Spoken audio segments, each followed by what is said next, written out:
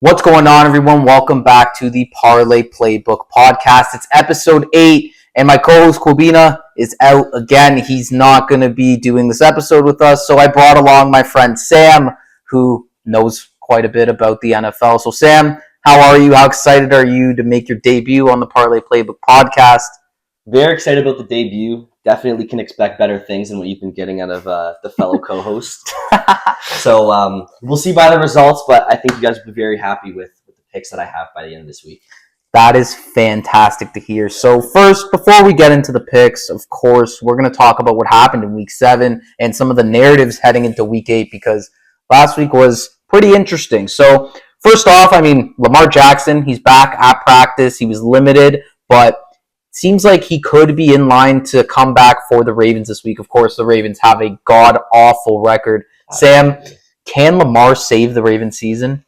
I think it depends on how you define it. Can they still win this division? No, I don't think they have a chance because I can't see them sweeping the Steelers, who are in the lead right now, which is what I think they're going to have to do. But can they finish 10-7, maybe 9-8 is very possible, and still make a wild card and have a chance? Absolutely, I think they can. If Lamar comes back this week. If they lose another game, it'll be next to impossible for them to come back. But if he does come back, I'd give him a shot to make the wild card. Yeah, I agree. I think the thing with the Ravens is they are a very star-studded roster. They have guys, they have game changers, and obviously whenever a team loses a quarterback, we've seen with the Bengals and Joe Burrow, you obviously need your franchise quarterback, and that's what Lamar Jackson is. And I tend to agree with you. I think the Ravens, they can still make the playoffs. They can still come back, but I don't think they win this division. I think it's just too many weeks now. We're week 8 already. Kind of crazy to think, but we're already in week 8. And this NFL season just moves so quickly. There's only a certain amount of regular season games. So I agree. I think Lamar, I don't know. I'm interested to see how he comes back from this and how the Ravens start playing because before, it was just garbage, literal garbage from them. Yeah. So obviously they had injuries on defense as well. I would say along with Lamar coming back, their defense does need to play better. It's similar to last year, how they picked it up in the second half. They're going to need that too if they want to make the wild card or even have a chance at playoffs. Yeah, 100%. You need good play from both sides of the field. So yeah, that's Lamar Jackson. Hopefully he comes back because obviously we all want to watch him play. Next up, the Chiefs. Kansas City, looks like the offense is back. Rashee Rice is back, and he just changed everything, didn't he?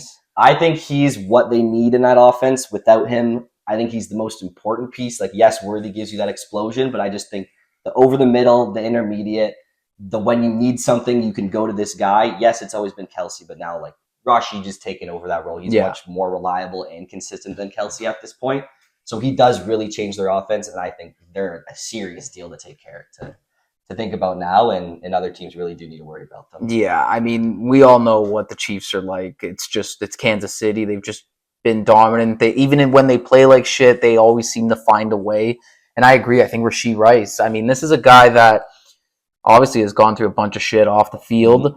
And for him to come back and play like he did, kind of just walk right back into that number one option on that Chiefs offense, it's honestly really impressive. And I think he is very, very important to their success because as much as I like Xavier Worthy, he is very limited, I think, in his skill set. I think, like you said, he's explosive. He can be very dangerous, but he can't run every route. He can't be that guy that can make that play down the field when you need it.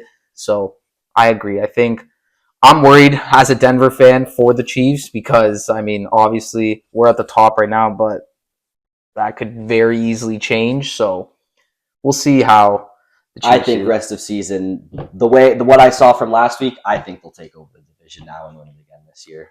I guess such a hot team. I don't understand how teams are going to struggle to stop that offense now. Fair enough. We'll see. They still have to play the Broncos. And they still got to play the Broncos. But speaking about the Broncos, of course, they had that ridiculous comeback against the New York Giants. This Broncos team, it plays with your heartstrings. You don't know what team you're going to get every week. But one thing you have to say about Denver is just how resilient they are and how they're able to make these comebacks like they did against the Eagles, like they just did against the Giants. How do you think that happened for Denver? Who do you think is the big game changer on that team?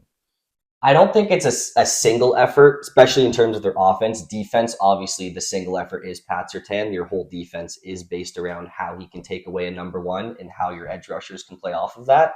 But in terms of their offense, I think it really is a team effort, even including Sean Payton in that, between him and Bo working together and then working in Cortland Sutton, their other receivers, their new addition in Evan Ingram, who hasn't been fantastic, but could pick it up through the rest of the year. And I think JK and Harvey are very good for those. Yeah, as a duo. Sorry, I think it's just an underrated backfield. I think that's the biggest thing with Denver. J.K. Dobbins, R.J. Harvey, they give you different options. You have Dobbins, who's kind of the bull, the power rusher. He can get you yards when you're not supposed to, and then you have R.J. Harvey, who's a rookie. Obviously, he's not as experienced, but he brings a different element in the pass game. And Bo and him have a great connection already, so I'm hoping that can continue. But that'll be a big second half of the season narrative for the Broncos too, is how RJ Harvey can come on, see if he does take over the role or if it becomes kind of like a Monty Gibbs situation where they both thrive. Yeah, 100%. I think that could totally be a situation. What do you think of Jackson Dart and the Giants? Because I felt a little bit bad for him. I thought he played really well, obviously barring that one awful interception that he threw. But I think he played a very good game. You can say he deserved to win. Obviously, he didn't. But I think he's going to be very good the rest of the season. Next week against Philly, maybe not so much because he did win game one. And I don't see Philly getting swept by the Giants, especially at home. No. But I do think rest of season, Jackson Dart is going to be very good for the New York Giants and moving forward in the future. Yeah, I 100% agree. I think the Giants, they've always been this kind of a disaster team for the past few years, and now Jackson Dart's come in, Cam Scatterboot. There's a new vibe in New York, and I think they keep riding that. They could see big things. This week we'll talk about it soon, but they got the Eagles coming up, and they already beat them, so we'll see how much more they can continue on and see where they can go. But yeah, we'll see. I think it'll be fun to see him in Neighbors next year. That's what I think will be really exciting. That's the craziest part. It's like this Giants team is slowly coming together, and this is without Malik Neighbors. Yes. So imagine once he enters that offense again, like second year Scatterboot, and new Malik comes back and Jackson Dart. That could be fun to watch next year. But. Yeah, I agree. It's just their division right now. It's a bit Also, Cowboys. They just smashed the Commanders in a pretty fun, high-scoring game. And a lot of people are going around, you hear it, Dak Prescott, MVP. It feels like this is not the first time this has happened. Definitely not. And it's just, it gets tiresome. But do you think there's any truth to it this time? Can Dak actually win the MVP this year? If there was going to be a year to win it, this year would be the year. But I still don't think it is going to happen. Yes, he has all the talent. He's going to put up the numbers at the end of the year. And I do think at this point in the season, it's somewhat of a weak MVP race compared to other years. Yeah. You don't have a quarterback that's playing completely out of their mind. Dak is playing extremely well, but there is a couple games that he has let go of and he has lost. So there hasn't been a crazy combination of stats and winning, which is usually what we see winning the MVP award. So I don't think he's going to get it, but I do think he'll have a very good shot at it. Yeah. Okay, what about Baker? Because Baker's another guy that gets tossed into the hat a lot. If you were to pick between Dak and Baker, who would you give the MVP to? If you had to pick between one of them two, who I think would have a better chance by the end or by now? By now, if the season ended tomorrow and you had to hand out an MVP, who would you give it to? Baker Mayfield.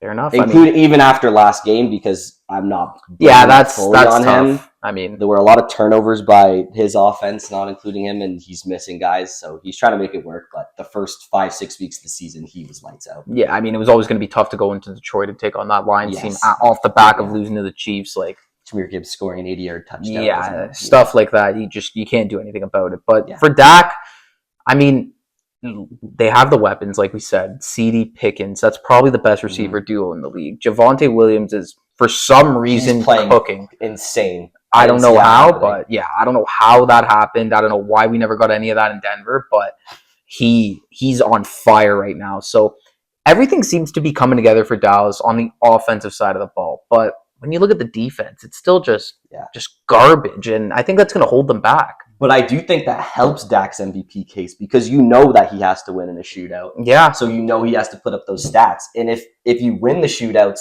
then it benefits your MVP case even more because you're winning in 25, 28, 30-point 30-point wins. Yeah, no, you're 100%. You are right. I don't know. For me, with Dak, it's just the regular season. He's always there to show up. When you're playing Carolina at Sunday on Sunday at 1 o'clock, yeah, he's always there. But when it comes to a meaningful game and when he has to actually step up in the big moments, it's not there for me. And I know this is about the MVP, but I don't know. I've always been somebody that thinks that how you do in the playoffs should still be like, in my opinion, I always think that the MVP should be handed out after playoffs as well, because I think it's the season as a whole and you need to take into account MVP performances in the playoffs. But that's a different debate for another day. But for the Cowboys, I mean, yeah, I want to give some credit to them because their offense is really fun to watch. I mean, Pickens and CDs. Yeah, it's for the rest of the season. Now they're going to be fun to watch. Yeah, I mean, yeah. Hopefully they keep it up. I think they will. It's just I worry when they do have a team that's like very good on defense with like strong corners, how they're going to play. Like this match this week between Denver and the Cowboys, I think will tell you a lot about that Cowboys offense. So only time will tell for that. But that's kind of the news roundup for the week. Not a whole lot I wanted to talk about. So now we're going to go on to our week 8 predictions, and we're going to give you our picks on them. So first up, we're going to talk about Thursday Night Football. For once, we're actually going to give our prediction. We're shooting this before Thursday night, so we're going to give our prediction on that. We'll give you guys some of our favorite picks or best bets throughout some of the games as we go through them.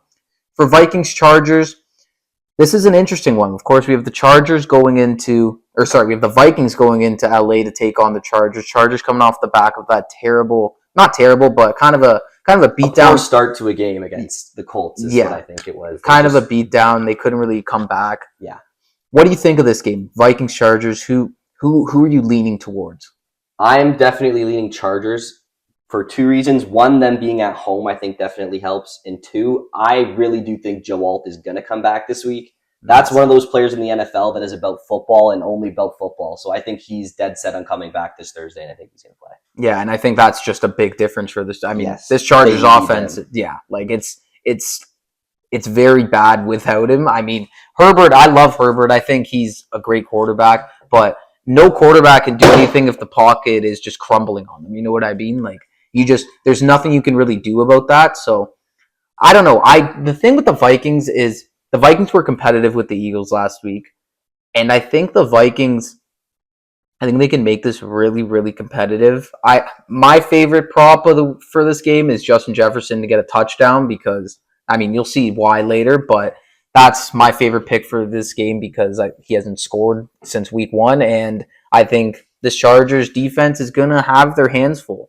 Carson Wentz is a big question for this game, obviously, because you never really know what you're going to get with him. What do you think of Wentz? You think for this game? For this Vikings offense, do you think he can do things for them for the rest of the season almost? No, I don't.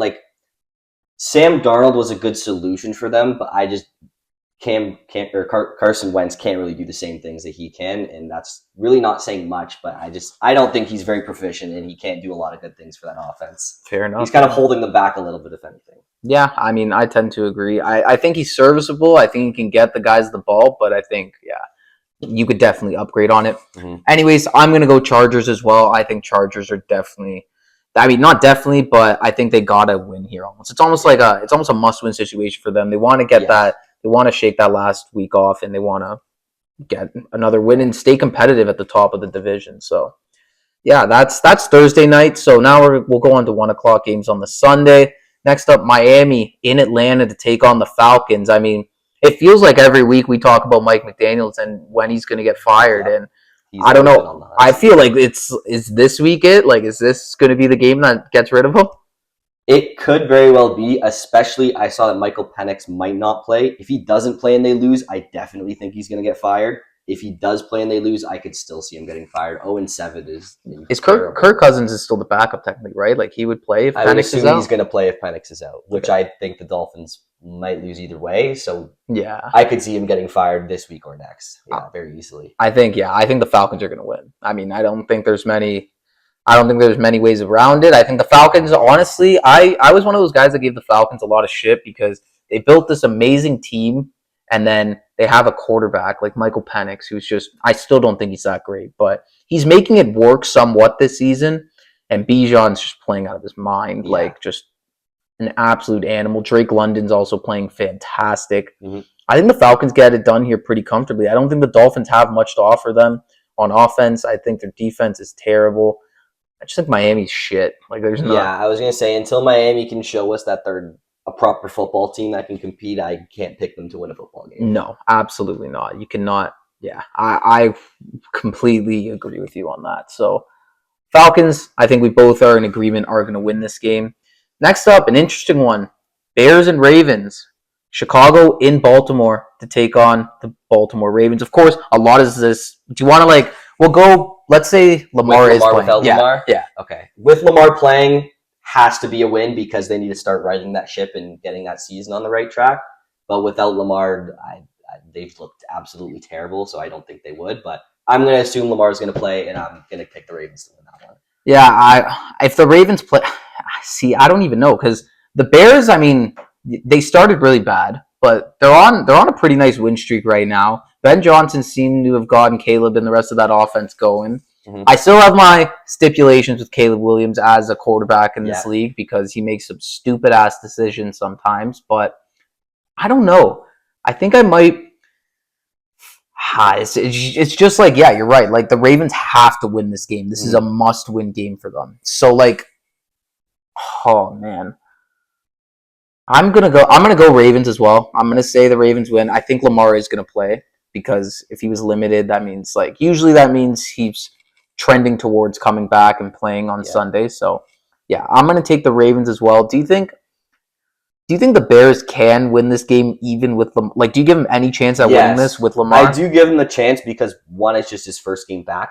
I think he'll be fine, but on the odd case that he isn't fine, the Bears can definitely win. And just because the Ravens defense has been so dodgy this year, you could see Rome go off like he was earlier in the season, or even DJ Moore. I know he hasn't been great. He's been pretty mid this season, but he could go off for a couple plays on that secondary too. So they do have a chance, but if Lamar's going to play, I'm going to always give the edge to the Ravens. Yeah, I mean, I agree. What do you think? What do you think of DeAndre Swift and kind of what he's been doing these past couple of weeks? He's slowly starting to look good. Great for him, so he could keep that going against the Ravens too, and be another big part of the Bears if they do want to win that game. But I don't. Rest of season, I think he'll tone it back down. I think the last 2 weeks were about the best you're going to see out of DeAndre Swift. Mm-hmm. So I think he's just your pretty standard running back. They're not getting anything special out of him.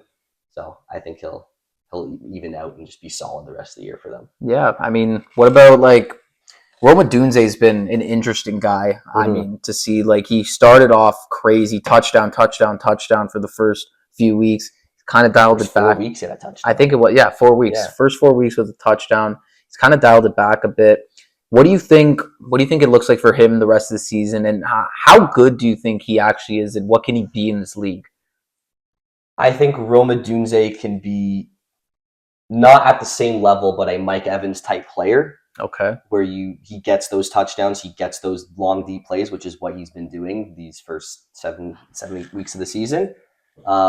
He is outplaying DJ Moore at this point. It's sad to say that they paid him that much money and now a rookie's outplaying him. So DJ could see himself out of Chicago by the end of the season. Well, they're playing him at running back and shit too now. Yeah, that's Ben Johnson's doing something with him. Yeah, but it's I don't know. I feel like you try and get a guy like that the ball more. I feel he's only had 5 targets a game, something like that. Rome's not getting that much either. They're spreading the ball a fair amount, but Rome's targets are all deep shots, big plays. So he's getting a lot of fantasy points every time he's catching the ball. Oh, 100%. Yeah. Rome, I don't know. I love Rome. I think he's awesome. I think him and Caleb have a really good connection at this point. And I think I've always thought that there's something going on with DJ and Caleb behind the scenes, especially in Caleb's rookie year when I agree. He would miss a pass or something and DJ would be sitting there rolling his eyes, and there was the one play where it looked like Caleb was going to run out and he circled back and came in and DJ just walked out of bounds and stopped playing for the next 10 seconds of the play while it was live. Yeah, so you can't do shit. There's some form of disagreement, which is why I do think DJ Moore could see himself out by the end of the year, or even before week 12 is trade Yeah, deadline, I think. week 12. Yeah. Before week 12, he might be gone, or they'll keep him. And I think by the end of the year, he should be gone, though. Yeah, I agree with that. But yeah, we're both taking Ravens here. So Yeah. let's move on to next game, Jets and Bengals. I mean, what's there to say about the New York Jets? Pretty easily Bengals for me. The Jets Yeah. look like the New York Jets do every year. Absolutely terrible. But what is it? Dysfunctional. It's so weird to me because, I mean, Justin Fields, I don't think crazy things of him. And obviously he got benched last week, so it's not looking good for him there at all. But I think he is going to end up starting again because I don't like Tyrod Taylor. Like, really? Like, come on. That's just not going to work. Yeah. I think, what do you think the biggest problem is with Justin Fields? Like, what do you think holds him back? Processing, I'd say. Processing and progressions. Yeah, I guess, yeah. Getting from one thing to another. When you see him be successful, it's usually in a 1 to 2 read play, or obviously rushing the ball because he's excellent at that. But a 1 to 2 read play is about the max he can do. If it's 3-4 reads, he's not getting there by the time the play's over. He's going to get sacked, or he's going to scramble and throw the ball out of bounds, or chuck it to Garrett Wilson somewhere and try and figure something out. But I just don't think that he has the mental to move fast enough for the NFL at this point. Yeah. It's been enough years where if he had it, he would have caught up to the NFL speed, but I don't think he does. Mm-hmm. I mean, I like the thing is with the Jets too. It's like it feels like there's good players there, like that, like Breece Hall, Garrett Wilson. These are players. Like even on the defensive side of the ball, they got guys. Like Quinnen Williams, Sauce Gardner. They have players. Yeah. The coaching staff too. I think last year firing Robert Saleh was the wrong decision, and then they've put in Aaron Glenn now. I don't think he's very good either. But I just don't think any coach that coached there they're destined to fail pretty much. Yeah, I mean it's got to be something in upper management that just something's rotten there to the core. Because it doesn't make sense. Aaron Glenn too is always a weird move, but like when I saw that, I was like, okay, well, they're trying to do something because they saw everybody's talking about Ben Johnson leaving the Lions, so then they're like, well, let's try and do something and throw everybody off, and let's go get Aaron Glenn because that's like, no, I agree though. The Bengals I think should. This is the game for Joe Flacco and the Bengals to really like get. They had a great game against the Steelers. This is the game for them to get really comfortable in the offense. It gives Flacco more time now to study. He had more time to study the playbook, get himself more familiar with the scheme. So I'm expecting big things from the Bengals this week. I think Jamar Chase is in for a monster week as well. I don't think Sauce Gardner is going to be able to do much with them. So also another fun bet you guys could target would be maybe Jamar Chase's over. I don't know what it's at, his receiving yards, but I can't imagine it being stupid crazy. So that could be something to target. But we're definitely both going Bengals. We both think the Jets are just god-awful. Easy Bengals this week. Yeah. Anybody against the Jets. Pretty much. Next up, we have the Bills in Carolina to take on the Panthers. And Bryce Young isn't playing this game. He's going to be out. He's injured. But what have you thought of the Panthers as a whole to start this season? Have they surprised you at all? They have a little bit. I did think that they were going to be a decent team, but some games their offensive output has put out a lot more points than I thought they were going to do, especially with those 2 games Rico Dowdle played, just carrying them. And then now they have the split plus Tet. Now, obviously, this week they're going to be in rough shape without their quarterback, Bryce Young. But so far, what I saw from him this season, I think he's slowly improving and getting better with that team. So when he comes back, it'll be interesting to see how he finishes up the season. I think he'll do decently well. Yeah, I like the way he's been looking, honestly. I think Bryce Young is a guy that's got a lot of shit because of his size. And he has made he's looked bad. Russell Wilson, Kyler Murray treatment. Yeah, exactly. He's looked bad. He has looked bad in this league. But I think he's also just kind of getting in, like, at the end of the day, if you put good players around a quarterback like that, a guy who is still very talented, I mean, he got drafted first overall. Like, obviously, there's talent there. He's going to succeed. You finally got a guy like Ted McMillan, who I think very, very highly of. I think he's a monster. And you got a running back duo like that who just eats. I mean, it's a perfect scenario for him. So I think he's striving, but I mean, they're just like kind of running into a brick wall this week, having to play the Bills. Yes and no, because the Bills are the Bills. Yeah. But the Bills have been somewhat disappointing this year in terms of they have some wins, but all their wins are against teams that suck. To put it, they suck. Yeah, it's all besides actually no, they lost the one game against the Patriots. Yeah, and the Falcons, I guess, is technically But I do think they are going to win this game. I think the Panthers do have a real shot, and they're going to make it close because that duo is going to run circles around the Bills. Not maybe circles, but I do think Rico will have a good day. Chuba, I don't know about, but I do think Rico is going to have a very good day against the Bills. He'll make it a game combined with Andy doing his checkdowns and maybe a couple big plays to Tet. But I do think the Bills are going to come out and win this game because they really do need this win. Yeah, the Bills absolutely, like you mentioned, the Bills absolutely need to win this game.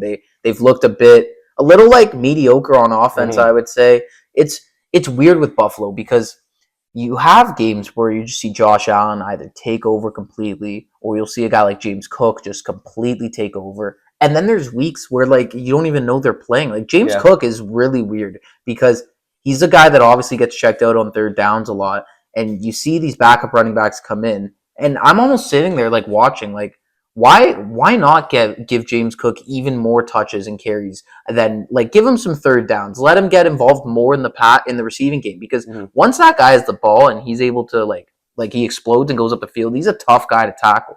And I feel like he's very underutilized in the Bills offense because at the end of the day, they want Josh Allen to have the ball in his hands. They want him throwing the football.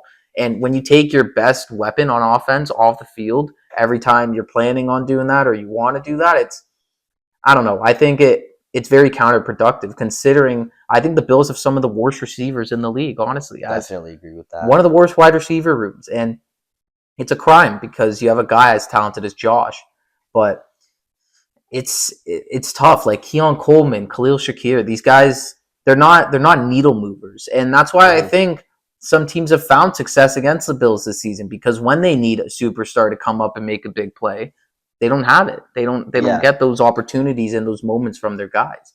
So I agree. I think the Bills are going to win this game because they need to, but I'm also in the same boat as you to where I think the Panthers can make this competitive. Not enough to win, but competitive at least. Yeah. So yeah, that's that. Let's go on to 49ers and Texans. I mean, this tightest game of the week. Yeah, I think this is interesting because the Texans, they look like shit for most of this season. But last week against Seattle, it looked like they were kind of starting to figure things out a bit, and they looked a lot better. Do you see the Nico Collins news? No, what happened? He might not play. 49ers for sure then. But no, we'll go through it. I mean, the Texans, like, what have you thought about like the Texans overall this season, offensive and defensive? Defensive, phenomenal. Yeah. Offensive, extremely disappointing. I thought CJ was going to have somewhat of a bounce back third year and really get off to a hot start with Nico Collins and start cooking. That did not happen at all. They've looked extremely slow and just inefficient on offense. Dull. And their defense has been absolutely carrying them. This game, especially if they're missing Nico, their defense won't have enough. The way McCaffrey looked insane last week. Yeah, just a monster, Christian McCaffrey. And I don't know, Purdy's questionable to out every week. I don't know if it's going to be him or Mac Jones, but either way, how much of a difference does that really make at this point? I think we're slowly realizing that they're both doing pretty good jobs game managing when you have McCaffrey in the backfield. Exactly, it's pretty easy. But the Texans, the thing with Stroud too, it's like a lot of people are saying this is Stroud and this is like he's just become shit. I kind of think it's also partially the offensive line that's absolutely like just been the biggest issue for the Texans. They don't address it. Stroud has no time in the pocket. So do you think it is more so the offensive line, or you still believe it's like this is just Stroud playing like shit? I think it's a combination. Their O-line got decimated last year. I don't know why they traded Laramie Tunsil. Yeah, and made no sense. They didn't really do anything to improve it. No. And they just expected it to be better, which that doesn't make any sense. Nope. So I think that is definitely playing into it, but he's also just not playing as good as he won this rookie season, which is hard to do. He played unbelievable his rookie season, so he set the bar too high almost. Yeah. I think that honestly is what's happening with a lot of like the hate that he's getting right now is just because he played so well in that first season. He has much higher expectations than those other guys. The thing with Stroud too is like, I mean, last year when he played the Chargers in like the first round of the playoffs, I remember we were all like, dude, Chargers are the biggest lock ever. Like there's no way the Texans win. And then they went out and beat the Chargers and Stroud led them to a victory. CJ Stroud seems to be one of these quarterbacks for me where it's like, he seems to be one of those big time players. It's like, you're not going to see crazy stuff from him, but when it matters, he can get the wins. Now, saying that, this season I think it's been different. I think Houston it hasn't gone well for them at all. I think you got to give them more weapons. They went from having Nico Collins, Tank Dell, and Stephon Diggs, one of arguably the best receiving trios you could have in the league, to Nico Collins, Jaden Higgins, and who like even cares else after, right? Dalton Schultz. Dalton Schultz. Like, it's just there's nothing in the backfield either. Joe Mixon's missed the whole year. Yeah. So they played Woody Marks a lot one game and he did well, and then they haven't done it again since. Exactly. Odd, but so it seems like they don't really know what they want to do on offense, and I don't know why they can't figure it out, because, I mean, again, you're an NFL team. We're at week 8 now. Like, you should be starting to figure out what's wrong with your team. So I don't know why they can't figure it out, but part of me is, like, saying, I don't know if I can pick Houston to win a game until I see them, like, really dominate and, like, show that they can do it. Yeah, I'll read this out now. Nico Collins is in concussion protocol, week 8 status in doubt. He left the game in Seattle last week, obviously, and he did not practice Wednesday. So he is up in the air to play Sunday. No practice Wednesday. We'll see what happens tomorrow. But no practice Wednesday is not a good sign. I think I was going to pick the Niners anyways. I'm definitely picking the Niners now. Yeah, for sure. I 100% agree with you. They have to go on the road. Houston's a tougher place to play than most people think, but I do think the Niners come up with the win here as well. The Niners, I mean, quickly, they've looked very, very like good this year, and kind of surprisingly good. No, I thought, well, first it was Nick Bosa. Thought that was a hit. Then it was Fred Warner. I thought they were going to be terrible after that happened. Those are the two biggest pieces on their defense. Fred Warner does so much for that defense. I don't know how last week they were putting in randoms and getting the job done. I don't know how that happened. If that continues to happen, they're going to be an issue. I don't know what is going on. They got to have some of the best coaching in the league, the Niners. Yes, the Robert Saleh as a D coordinator too is unbelievable. I think he should be a head coach still, but as a D coordinator, the Niners have one of the greatest coaching deals in the NFL. Yeah, I'm even talking like even other coaches too, like line coaches, all the way down. Yeah, DB coaches, like all these guys that are at the facilities and at the practices every day, because these guys, like, for some reason, the Niners, they just seem to understand their system so well. Yeah. It doesn't matter who's in there. Anyone can plug and play that's been on that team for a couple of years. Exactly. It's kind of working extremely well for them. Yeah, it's crazy to see. So, do you think the Niners can win the division? Yes, because one, Puka's health is always in question. Yeah. Stafford's health is not always in question, but there's always a risk with Stafford's health. Yeah. So I don't know. Niners, whereas like they can't get worse right now. How can you get more injured than what they have right now? They have no Ricky. I don't even know what's going on with Ayuk, if he's alive, if he's somebody send out a missing Ayuk. Yeah, nobody knows where Ayuk is. I mean, I don't even think he knows where he is, to be honest. Defensive side of the ball, they're decimated. They're still getting the job done. So they do have a very legitimate chance. It's the Seattle's in the bunch too. I don't know. That's a hard division right now. It is a tough division. I think they actually can, because honestly, the Rams I expect the Rams to turn it around after the bye. I think they're going to sort some stuff out, but I don't like how the Rams have been playing this year. So I don't know. I think the division's definitely up for grabs, and I don't see why the Niners can't take it. So definitely them. Next up, Browns and Patriots. Jesus. I mean, whenever I look at a game and I see that the Cleveland Browns are playing, I instantly get less interested in that game. They're playing the Pats. Yeah. I was going to say, do not be fooled by that win against Miami. No, they absolutely played the Miami not. Dolphins. In terrible weather, where it was pretty much just a running game, and they have one of the best rookie running backs in Quinton Judkins. How do you think Judkins has been so far this season? What do you... Awesome for them since what did he start, week 3? Yeah, week 3. Week 3? Yeah, since he came back week 3, he's been awesome for them. I thought he would be when they did draft him. I thought it was a great draft pick, especially they've got some good old linemen, some Pro Bowl talents that have been there for a while that he's running behind. I don't think it helps him at all, the scenario he's in, because his quarterback room is the worst in the NFL by a long shot. It's honestly worse than some college QB rooms, probably. Dude, and I'm grateful we don't have Kubina here this time to talk about why Shedeur should be playing for an 8th week in a row. So, I mean, yeah, I agree. Patriots on the other side, I mean, Drake May. How has Drake May been looking? He looks so good. He's been looking awesome. That's, again, I think Patriots are easy win because of how well he's been playing. Yeah. Browns defense will give him a lot of problems. It'll be interesting to see Will Campbell versus Myles Garrett. Yeah. That'll be a very interesting matchup.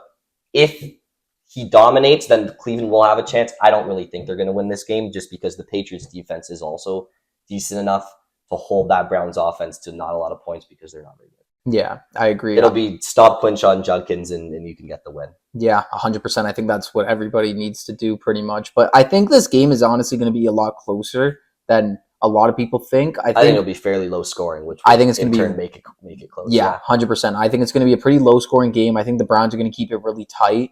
I think this is a great this is a great game for Drake May too, because he has played good defenses so far, but this is a really good defense. And this is a defense that's going to be on the field a lot against him.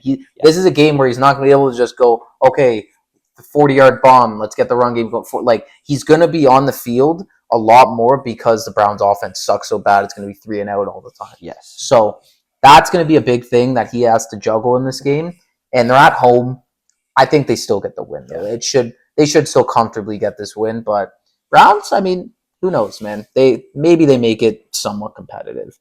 Next up, Giants-Eagles. We saw this game 2 weeks ago. What do you think happens this time? Different result or the same? I think different result, just because at the NFL level, it is difficult to lose 2 games to the same team, especially when that second divisional game is your home game. Yeah. I don't see the Eagles losing this game. I do think the Giants are obviously very hot right now, even after they lost to Denver, because they dropped 30 points. Scadaboo's playing insane. Dart's playing very well. Eagles defense at the day is also one of the top groups in the NFL, so they'll be able to slow them down a little bit. And I just think between running the ball and the few plays Jalen Hurts makes, they'll probably scrape out a win, and it'll probably be lower scoring too. Yeah, I think we're going to see Saquon get involved a lot more this week. I think they are starting to realize probably his first big game of the year. Yeah, because Saquon's been very quiet this year. That you can't deny it, and I think the Eagles have a bit of a dilemma to where they don't know they don't know if they want to pass or they don't know if they want to run week by week. And Kubina's mentioned this in the past as well, how they kind of choose whether they kind of play to the way their team plays. If they need to pass, they'll pass. If they need to run, they'll run.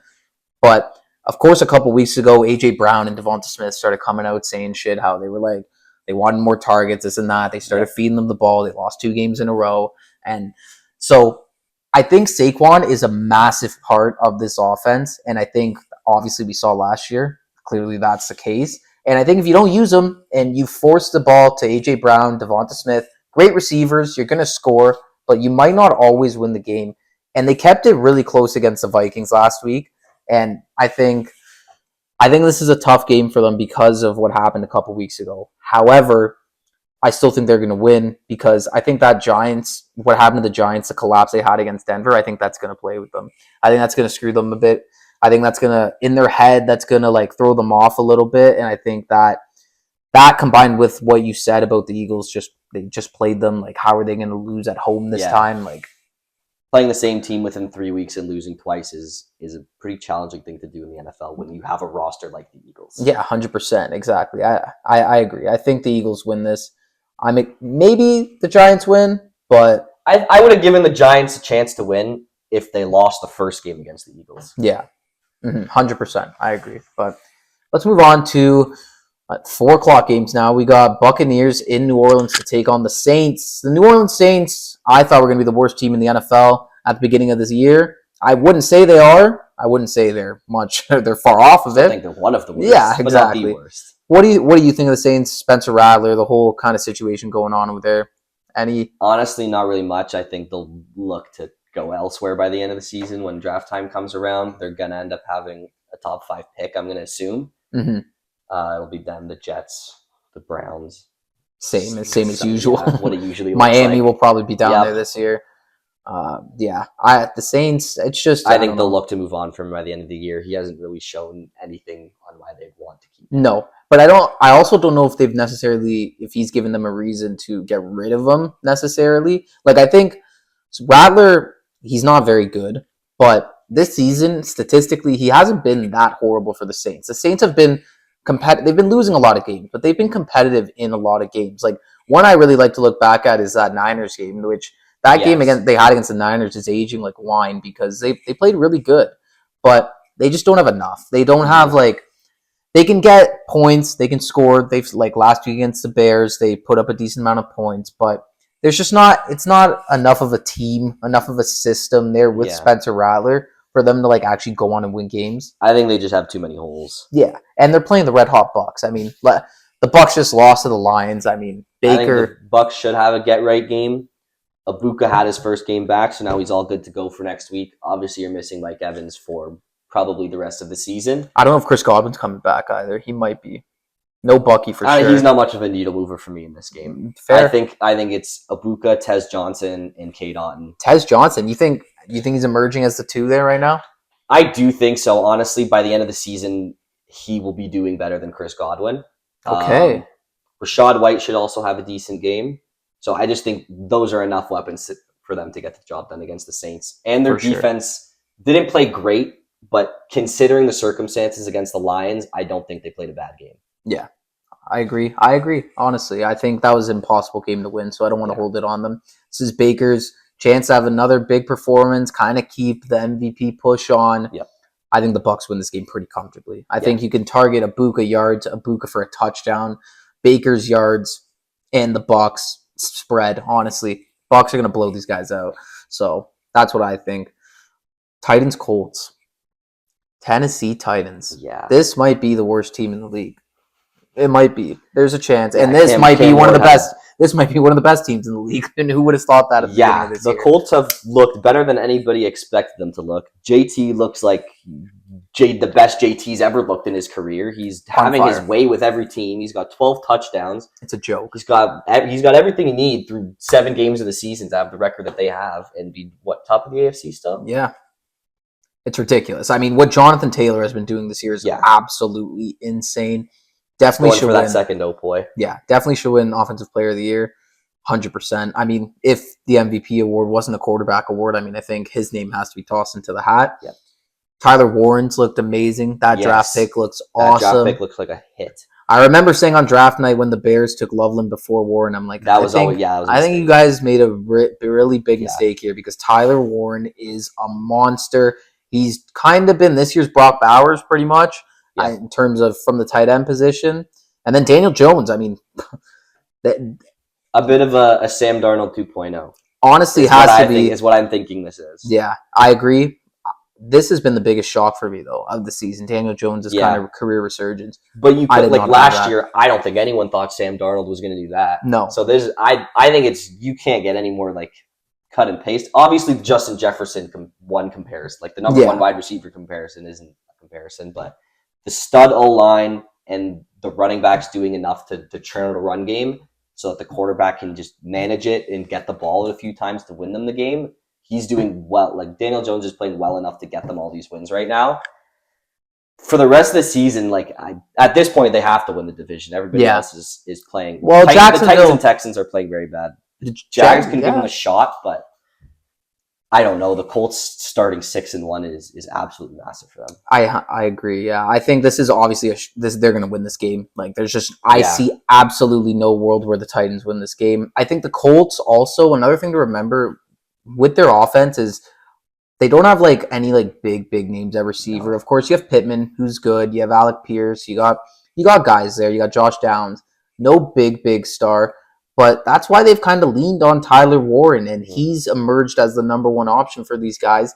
And what you see a lot with him is he'll pretend to block, and then he'll break out to the flat.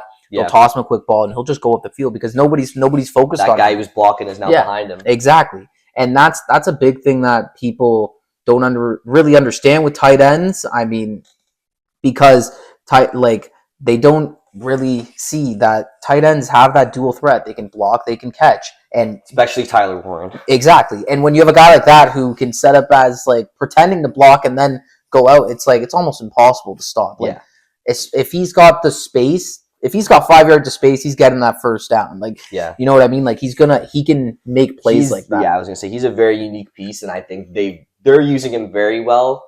On the opposite side of the spectrum, I think the Jags are doing a bad job of using their guy that they picked up to be kind of their versatile player in Travis Hunter. They thought they were getting 2 players. They haven't really gotten 1 big player yet, whereas Tyler Warren has panned out absolutely great for the Colts. 100%. Yeah, the Colts are winning this game for sure.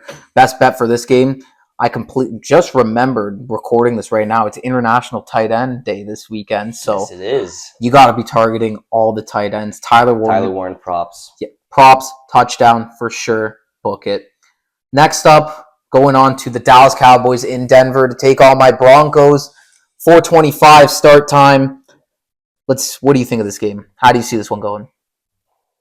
In terms of a winner, I think it's very difficult to pick. Tough game. This will be a great game because it's a clash of such a great offense and such a great defense. I think, just speaking of the National Tight End Day, Jake Ferguson could see himself a very big day because Pat Surtain, I don't know if he's going to be on just one of them the whole game, He won't or be. if he's going to go between the two receivers and cover whoever's in front of him. But it's going to be a toss-up between, I don't think Dak is ever going to choose to look at the one that's on PS2. No. Because when you have two guys that are that talented, why would you ever waste that ball throwing to the talented guy covered by the best corner in the league? When Might you as have well Riley throw it. Moss too, who's also Exactly. who's terrible. Yes. I think, yeah, that's the one thing that really scares me with this game is I think Riley Moss is going to get absolutely torched in this game. We have to play with the safety shadow. There has to be somebody there. Brandon Jones just went down, starting safety for Denver last week, so that's not good. But I don't know. I think this is a really tough game to predict because this Cowboys offense, like we mentioned earlier, has just been so electric. And they're playing one of the best defenses in the league. I think George Pickens is in for a monster game because I do think PS2 will be on CD more so than George. Okay. So I think Pickens is in for a monster game, and I think he could definitely take over. Obviously, we have Denver on the offensive side of the ball, who's kind of been a bit of a mixed bag these past couple of weeks. Haven't looked the greatest. Sean Payton's been making some terrible calls. But if there's a week for the Denver offense to get their mojo back and get the rhythm back, it's against a god-awful defense like this Dallas Cowboys defense. Definitely agree with you on that. So part of me thinks that while the Cowboys are going to score a lot of points in this game, I think Denver could end up scoring a lot of points as well.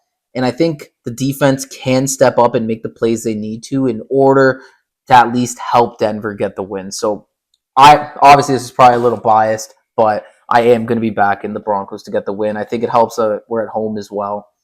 I think, yeah, I'm taking Denver. I have flip-flopped a little bit between who I wanted to pick in this game, but for the sake of having some diversity, I will pick the Cowboys so that one of us loses on this game because I feel like we've gone the same team for most of these games. Well, they are a lot of heavy slate. favorites this week, but at least on a couple games, I want to have some difference. But I do like the Cowboys to win this game.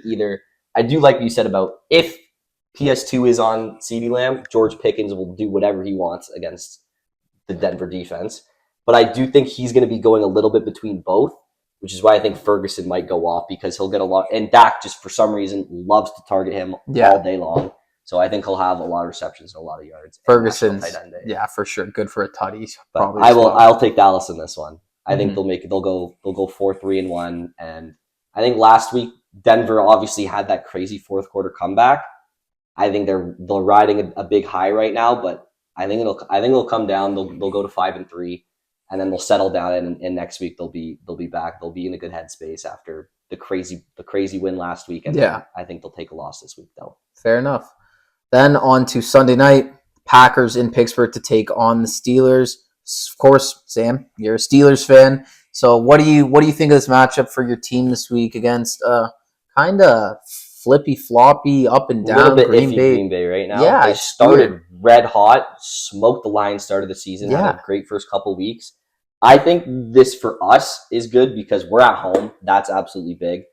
Rodgers playing against Green Bay is another big thing. I don't know how well he's exactly going to play, but I know he's going to be playing his best game, showing Green Bay why obviously he left, but why you would want to keep him. Same thing he did to the Jets in week 1. I think DK could have a couple big plays. I'm not sure about anybody from Green Bay because I think we have the corner room to match up with them absolutely perfectly. 100%. They don't have a number one receiver like Jamar Chase, which is why we got absolutely destroyed last week. Yep. So I think we can put any corner we want on any receiver we want, and we'll win those matchups all day long, which is why I think we're going to win the game. Because if we can do that, leave everybody one-on-one play man, focus on Josh Jacobs, we can do enough to shut down that offense. And our offense has looked much better than I thought it would, so I think we'll put enough points up against them.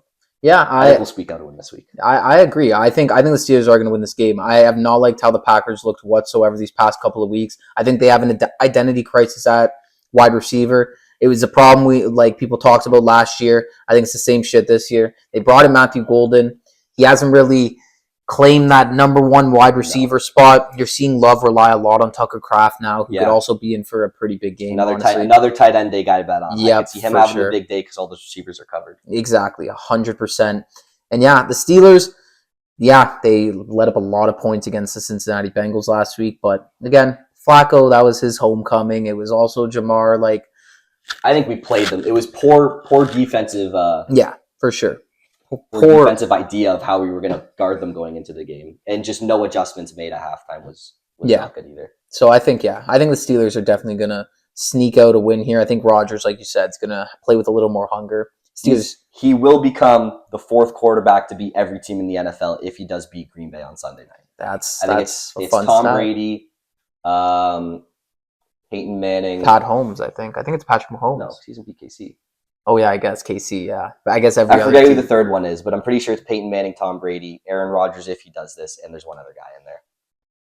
Fair, okay, yeah. So that's Sunday night.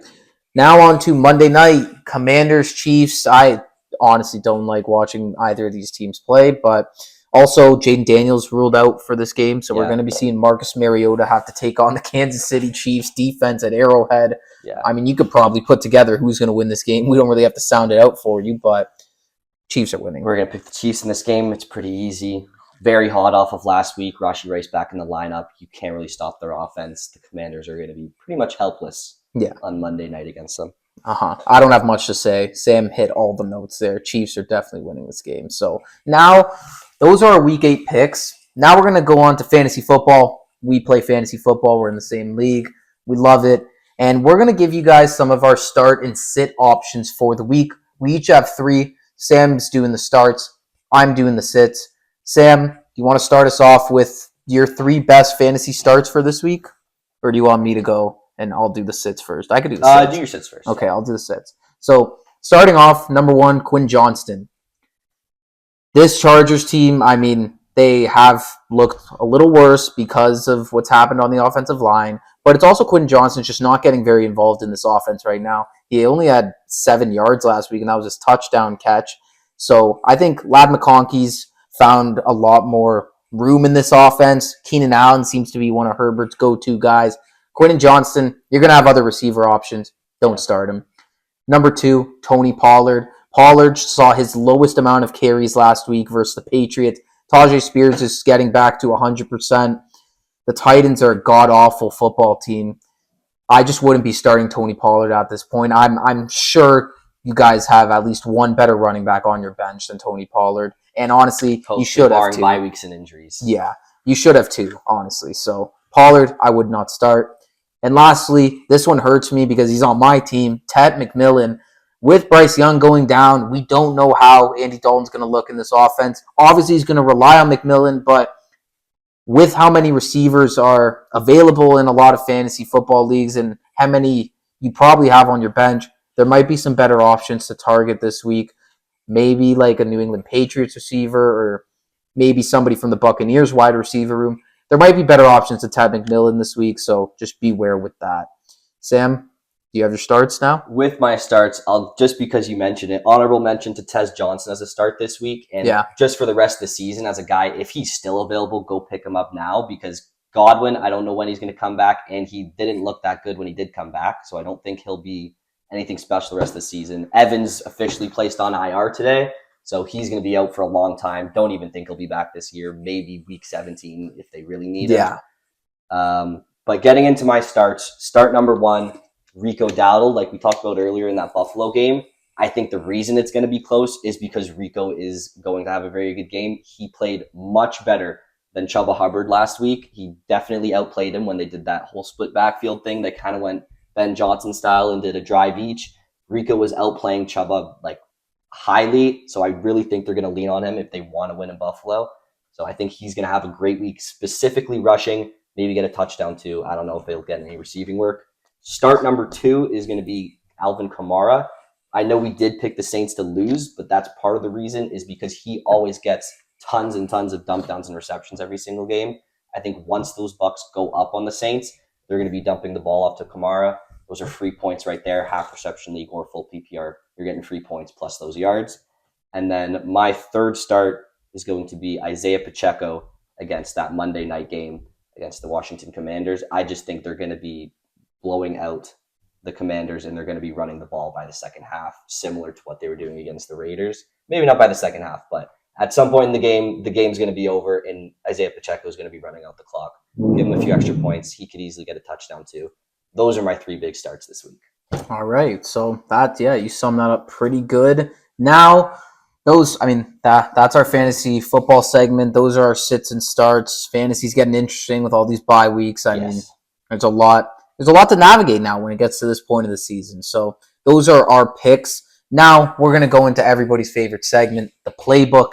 This is where we give you guys our best bets and parlays for the week. Sam did a money line parlay. I have 2 touchdown parlays. And so Sam, you want to let the great people know what before we go into those parlays, we have the Thursday night. I almost forgot about the Thursday night parlay because we haven't really been doing them. But let's do the Thursday night parlay first. You wanna? We could kind of. You read off your show. You read it off. All right, okay. I'll give you guys the Monday night pick, the Thursday night parlay. So Thursday night parlay, leg 1, Los Angeles Chargers on the money line. We talked about it before. We both love the Chargers this week. We think this is a great bounce back position for them against a team who is kind of up and down and has question marks at QB. We're definitely taking the Chargers here. Leg 2, Justin Herbert to have 2+ passing touchdowns. Last week he had 4. He's obviously been throwing the ball a lot more with his running backs being out. We think this is just a logical pick because we expect there to be quite a bit of points in this game as well. So he's going to be needing to sling the ball. Leg 3, Keenan Allen, 40+ receiving yards. Keenan Allen, he's hit this line in most of the games this season, and he's been one of Herbert's options. He seems to be his favorite target right now. 40 yards for Keenan Allen should be pretty easy, honestly. Yes. I don't want to jinx it, but I think it should be easy.